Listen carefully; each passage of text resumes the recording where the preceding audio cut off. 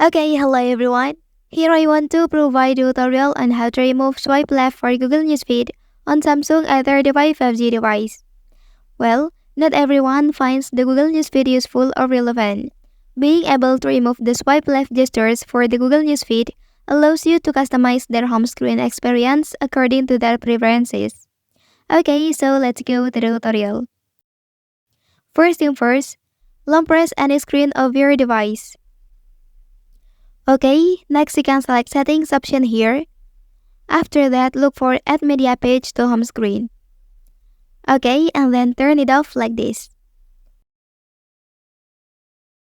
Okay, that's the tutorial on how to remove swipe left for the Google Newsfeed on Samsung A35 5G device. If you are helped by this video, don't forget to like and subscribe to get other information from this channel. Thank you.